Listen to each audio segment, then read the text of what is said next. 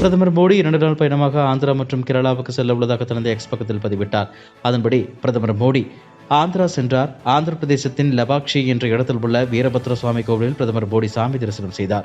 தொடர்ந்து கோவிலில் ஸ்ரீராம் ஜெயராம் பஜனை பாடிய அவர் அயோத்தி ராமர் கோவிலின் பிரம்மாண்ட கும்பாபிஷேக விழா நடைபெற இன்னும் 6 நாட்கள் உள்ள நிலையில் ராமாயணத்தில் சிறப்பு வாய்ந்த லபாக்ஷிக்கு மோடி சென்றுள்ளது குறிப்பிடத்தக்கது. பின்னர் ஆந்திர பிரதேசத்திலிருந்து விமானம் மூலம் பிரதமர் மோடி கொச்சி விமான நிலையம் வந்தார்.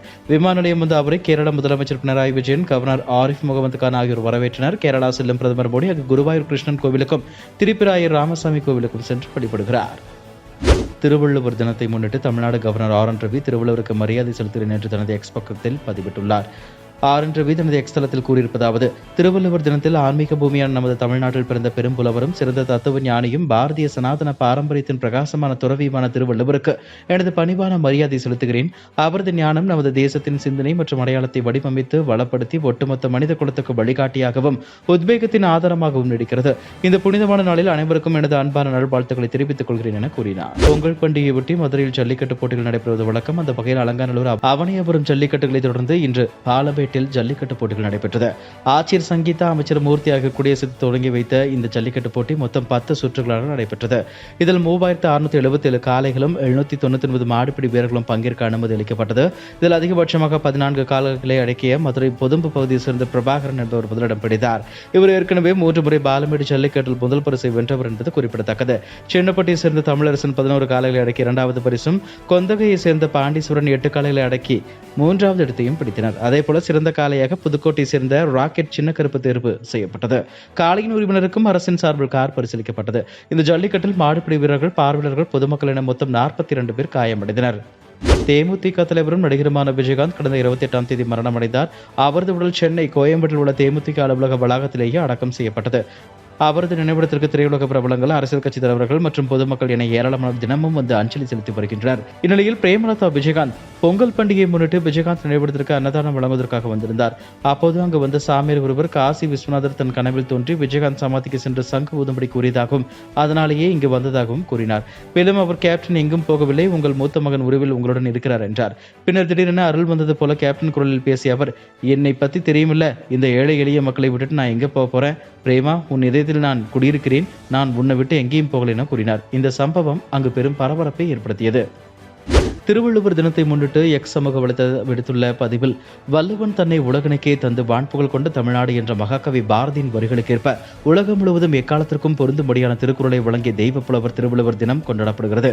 மாண்புமிகு பாரத பிரதமர் நரேந்திர மோடியின் சீரிய முயற்சியால் திருக்குறள் இன்று உலகின் பல மொழிகளில் மொழிபெயர்க்கப்பட்டு உலக பொதுமுறை என்ற பெயருக்கு ஏற்ப புகழ்பெற்று திகழ்கிறது. உலக நாடுகளில் திருவள்ளுவரின் பெருமை பரவி வருகிறது.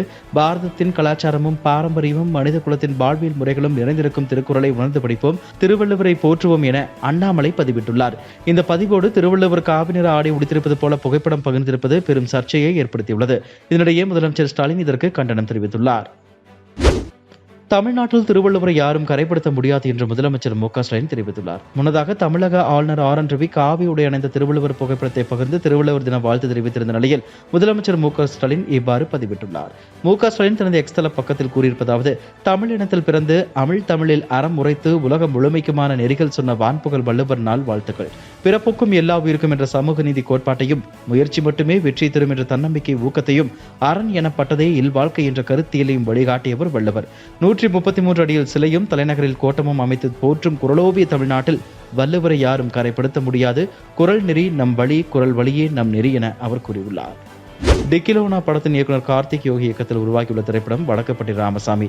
இந்த படத்தில் சந்தானம் கதாநாயகர் நடித்துள்ளார். இவருக்கு ஜோடியாக மேகா ஆகாஷ் நடித்துள்ளார். மேலும் இந்த படத்தில் ஜான் விஜய், MS பாஸ்கர், ரவி மரியா, மாறன், மொட்ட ராஜேந்திரன், நிலகல் ரவி, ஷேஷு, இட்டிஸ் பிரசாந்த், ஜாக்லின் மற்றும் பலர் முக்கிய கதாபாத்திரத்தில் நடித்துள்ளனர்.